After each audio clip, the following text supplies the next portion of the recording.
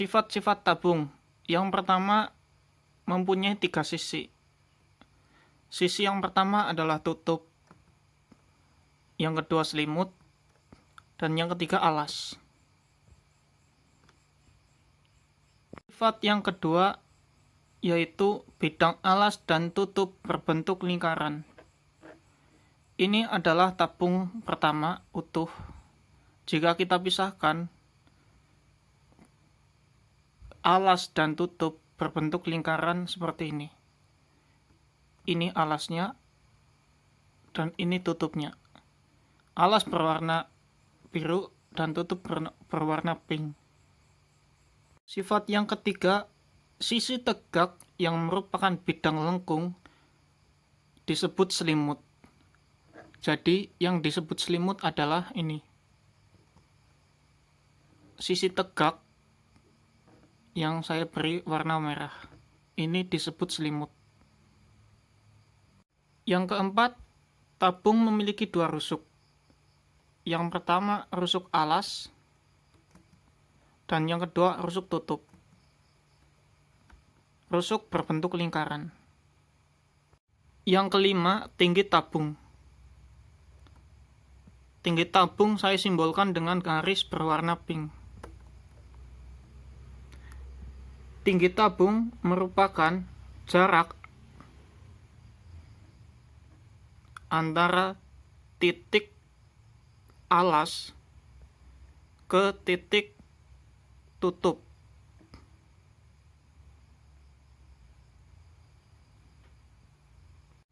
Yang keenam, jari-jari lingkaran besarnya sama antara jari-jari alas dan jari-jari tutup. Jari segini di alas dan ditutup juga jaraknya segini. Jadi jari-jarinya harus sama. Selanjutnya kita akan menentukan volume tabung.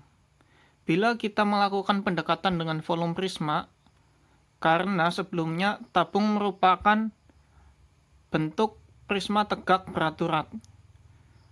Volume prisma sendiri yakni luas alas dikali tinggi. Sedangkan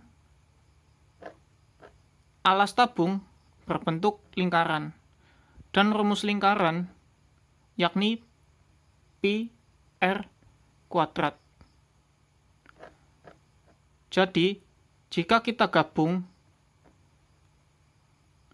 dengan volume prisma, hasilnya adalah pi r kuadrat T untuk volume tabung. Kita akan mencari luas permukaan tabung. Ini tabung utuh. Untuk mencari luas permukaan, kita harus memecah jaring-jaringnya terlebih dahulu. Kita temukan 3 bagian. Yang pertama, 1 lingkaran. Yang kedua, lingkaran. Yang ketiga, persegi panjang. Untuk mencari luas permukaan, kita harus mencari rumus dari ketiga bagian tersebut.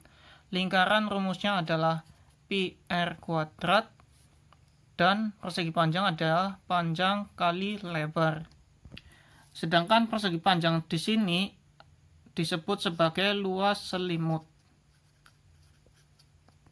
Maka panjangnya sama dengan 2 pi r dan lebarnya sama dengan tinggi.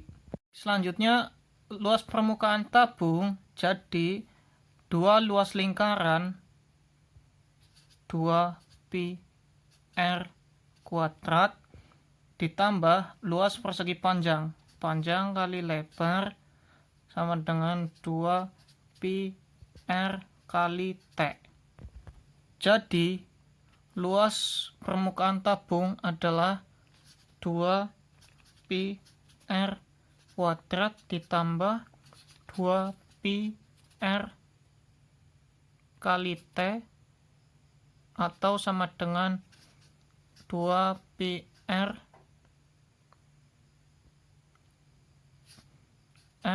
plus T. Oke, di sini ada contoh dari sebuah tabung. Contoh soalnya yaitu terdapat sebuah tabung besar dan tabung kecil. Contoh soalnya, kaleng besar berisi penuh cat, sementara kaleng kecil kosong. Cat dalam kaleng besar dituangkan ke dalam kaleng kecil hingga penuh. Pertanyaannya yaitu sisa kaleng besar sebanyak. Jadi dari soal tersebut dapat diringkas yaitu diketahui kaleng besar memiliki diameter 16 cm dengan jari-jarinya yaitu menjadi 8 cm, tingginya 20 cm. Kaleng kecil berdiameter 10 cm, jadi jari-jarinya itu 5 cm dan tingginya 12 cm. Kaleng cat berisi 25 kg berbentuk tabung, memiliki jari-jari 21 cm dan tinggi 40 cm. Jika 1/4 bagian kaleng cat tersebut kosong, berapa liter cat yang terdapat dalam kaleng? Dari soal tersebut, dapat kita ketahui jari-jarinya adalah 21 cm, tinggi tabung sama dengan 40 cm, dan bagian kosong sama dengan 1/4 bagian. Lalu yang ditanyakan adalah berapa liter cat yang terdapat dalam kaleng? Untuk langkah yang pertama adalah hitung jumlah bagian kaleng yang terisi cat.